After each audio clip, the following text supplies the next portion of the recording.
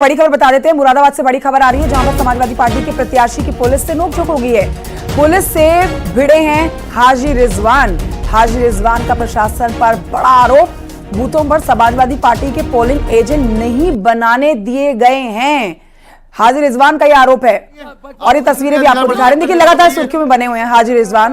इनके एक एक वीडियो वायरल हो रहे हैं और हर बार ये पुलिस के ऊपर सवाल खड़े करते हैं, सुरक्षा व्यवस्था के ऊपर सवाल खड़े करते हैं। एक और इनका वीडियो आप देख रहे हैं जो कि सोशल मीडिया पर ट्रेंड कर रहा है। समाजवादी पार्टी के प्रत्याशी हैं ये और यहाँ पर पुलिस के साथ भिड़ते हुए नजर आ रहे हैं हाजी रिजवान का प्रशासन पर बड़ा आरोप ये है कि बूथों पर सपा के पोलिंग एजेंट नहीं बनाने दिए गए हैं।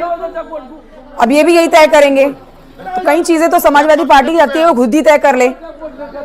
कई इनके वीडियोस जो है, पहले ये भी खबरें आई हैं कि इन्होंने खुद ही वायरल करवाए हैं अपने आप को सुर्खियों में लाने के लिए। क्या कह रहे हैं सुनिए। आपको कितना अधिकार है पर्ची चेक करने का? अधिकार कैसे है? चेक पोस्ट का मतलब है आप पर्ची चेक करने का आपको अधिकार ही नहीं है। आपको किसने दिया अधिकार पर्ची चेक करने का, बताइए।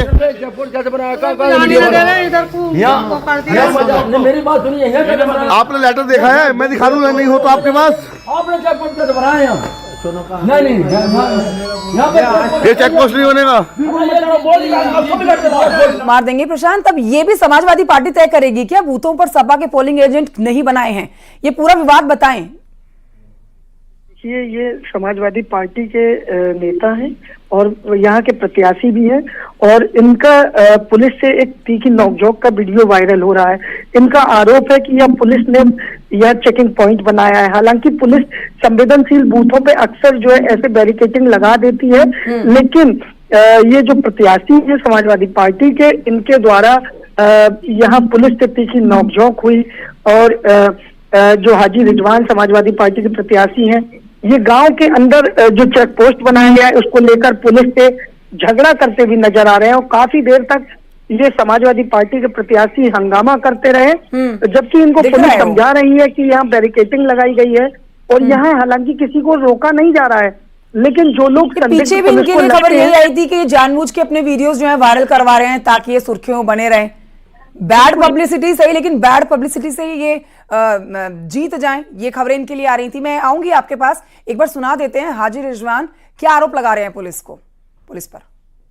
मतदान किसी तरह कोई मतदान नहीं होने दे रहे। 250 से ऊपर बूथों पर जो है करीब 250 बूथों पर वो एजेंट ही नहीं बनने दिया गया। मेरा सीकरी है वो बूथ नंबर और क्या नाम है आपका 394 इमरतपुर फखरुद्दीन, उसमें पूरी लाल निशान लगा दिया वोटर लिस्ट पर। बोले तुम्हारे वोट इसमें वोट ही नहीं है तुम्हारे। तमाम लोग खड़े हैं और उसके बाद फतेहपुर वाले बूथ पे जो है उस पर क्या पुलिस वालों ने बाहर निकाल दिया, सब कह दिया 10 बजे के बाद आना वोट डालने। सब पूरी तरह पुलिस अपने हाथ से वोट डाल रही है हर बूथ पर। अंदर ये बिल्कुल एक ऐसा तांडव क्या नाम है मचा हुआ है कि कुछ ठिकाना नहीं है। डीएम हुआ उसमें गदीपुरा के बूथ पे जाकर बैठ गए, तो हालत ये हो रही है। पुलिस को जो है पूरी तरह कमान दे रखी है और पुलिस किसी तरह भी जो है वोट क्या नाम नहीं डालने दी जा रही। जो पर्ची हम लोगों ने भेजी है उनको क्या नहीं, इन पर्चियों से वोट नहीं पड़ेगा। जो लाल पर्ची है रामवीर सिंह वाली, उसी से वोट पड़ेगा। तो लीजिए, मतदान के दिन हाजी रिजवान पुलिस की कार्यशैली पर सवाल उठा रहे हैं। आगे बढ़ते आपको दिखाते हैं उपचुनाव में करहल से समाजवादी पार्टी के प्रत्याशी तेज प्रताप यादव ने क्या कुछ कहा है, सुनिए। आप देख सकते हैं उपचुनाव में मतदान चालू हो चुका है और ऐसे में समाजवादी पार्टी के प्रत्याशी तेज प्रताप हमारे साथ मौजूद। सर, कैसे देख रहे हैं चुनाव को? आपकी चेहरे की खुशी कुछ कह रही है? चुनाव जो है यहाँ के लोगों ने बहुत पहले से ही चुनाव में मन बना लिया था और यहाँ की जनता समाजवादी विचारों की रही हमेशा से। चाहे कितनी भी मुसीबत आई हो, कितना भी परेशान किया गया हो सत्ता के द्वारा, लेकिन कभी यहाँ के लोगों ने समाजवादी पार्टी को नहीं छोड़ा और इस चुनाव में भी मुझे पूरी उम्मीद है कि बड़े बहुमत के साथ में समाजवादी पार्टी को जिताएंगे। कितना जोश दिख रहा है इस ठंड में मतदाताओं का और एक प्रत्याशी का? मतदाताओं का पूरा जोश है। आप देखेंगे जैसे जैसे दिन बढ़ेगा पोलिंग बूथों पर संख्या बढ़ेगी, लाइनें बढ़ेंगी और लोग बहुत दिनों से वेट कर रहे। 13 तारीख का पहले चुनाव था, 1 हफ्ते बढ़ा दिया गया, तो लोग इंतजार में थे अपने मताधिकार का प्रयोग करने के लिए और जो है अच्छा रुझान देखने को। बस एक आखिरी चीज तेज प्रताप जी, ये कुछ मुद्दे बीच में आ रहे हैं, बुर्का कहीं कुछ कहीं कार्ड, इस पे क्या कहेंगे सर आप? देखिए, भाजपा के पास चूंकि विकास से संबंधित कोई मुद्दा नहीं है। 8 साल की सरकार बीत गई, लेकिन कोई भी ऐसा काम जनता के लिए नहीं किया जिसको लेके वो जा सके जनता के बीच में। तो ये ध्यान भटकाने के लिए और असल मुद्दों से लोगों का ध्यान हटाने के लिए ये सब चीज़ें भाजपा लगातार करती आई। पहले उनकी पुरानी आदत है, लेकिन जनता समझ चुकी, उसे पता है कि उसे रोजगार चाहिए, उसे जो है महंगाई कम चाहिए। ये सब चीजें हैं जो बड़े मुद्दे हैं। भाजपा के मुद्दों का कोई पूछ नहीं रहा। तो आप देख सकते हैं हमारे साथ तेज प्रताप जी से, जो उनका कहना है कि वो अपनी पार्टी और अपनी जीत के प्रति आश्वस्त दिख रहे हैं। उनका कहना है कि वोटरों में एक उत्साह है और वो समाजवादियों को ही वोट देंगे। जर्नलिस्ट रवि गुप्ता के साथ अमित गंजू, न्यूज़ 18, करैल, मैनपुरी। तो लोकसभा चुनाव के दौरान तेज प्रताप को कन्नौज से प्रत्याशी बनाए जाने की खबरें थी, जिसका विरोध शुरू हो गया था पार्टी के अंदर ही, और अब इनको करहल से विधायक के लिए उम्मीदवार बनाया गया है और टिकट दे दिया गया है। देखना ये बहुत जरूरी हो जाएगा, जीत मिलती है या फिर नहीं, क्योंकि इस सीट का इतिहास समाजवादी पार्टी के साथ जुड़ा हुआ है। तो समाजवादी पार्टी इस सीट के लिए पूरी तरह से आश्वस्त है। आजम खान जी, आप बता दीजिए, करहल की जीत पक्की लग रही है एक बार फिर से समाजवादी पार्टी को? बिल्कुल नीलू, इसमें कोई दो राय नहीं है। वो समाजवादी पार्टी की परंपरागत सीट है और जो वोटर परसेंटेज है, जो हमारा मानने वाला सेगमेंट है यानी समर्थक है, वो बहुत ज्यादा है। नेताजी के टाइम से ही लोग मानते हैं कि नेताजी ने उनके लिए बहुत काम किया है। हमने ऐसा नहीं है कि काम नहीं किया इसलिए लोग मानते हैं, हमने बहुत काम किया वहां और लोग ये मानते हैं कि नहीं, ये जो नेताजी हैं और नेताजी के लोग हैं, ये हमारे लिए हमेशा काम आते रहे हैं। इनकी तरह नहीं, भाजपाइयों की तरह की जाके खाली डिस्टर्ब करने की कोशिश नहीं की जाती है। हम लोग लगातार उस क्षेत्र को देखते रहे हैं और लगातार मैनपुरी से सांसद रहे हैं नेताजी, और वहां से विधायक समाजवादी पार्टी का ही रहा है। इसलिए काम किया और काम के बल पे वोट मिलेगा।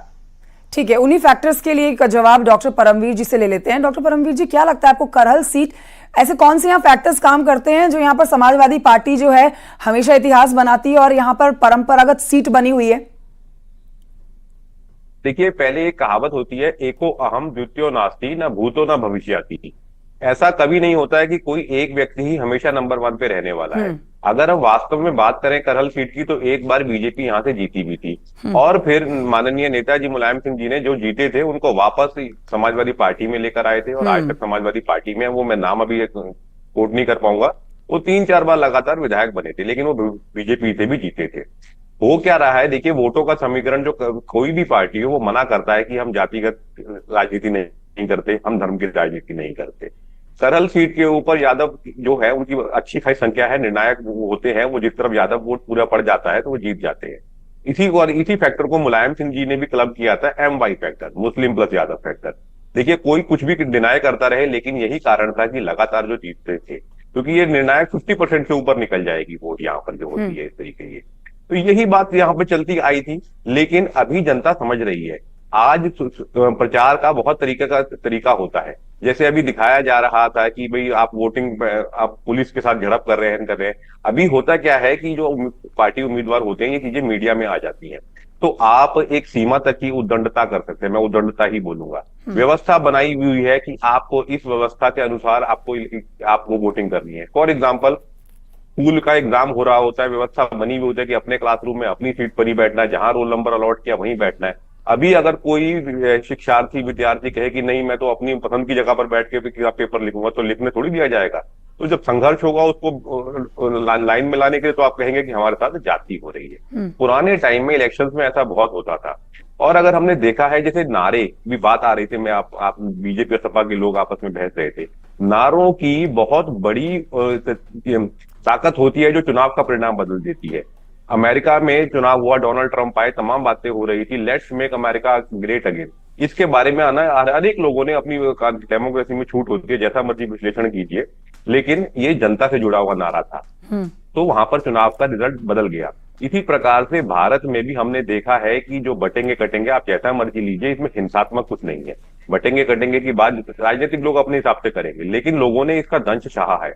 जैसे फॉर एग्जांपल, बिल्कुल आपकी बात से ये बात निकलती है कि हर पार्टी कहती है कि जाति की राजनीति वो नहीं करती है, धर्म की राजनीति वो नहीं करती है, लेकिन इस बार बीजेपी ने जहां ओबीसी सबसे ज्यादा अपने कैंडिडेट उतारे हैं, तो वहीं समाजवादी पार्टी ने मुस्लिम प्रत्याशियों को, मुस्लिम चेहरों को मैदान में उतारा है।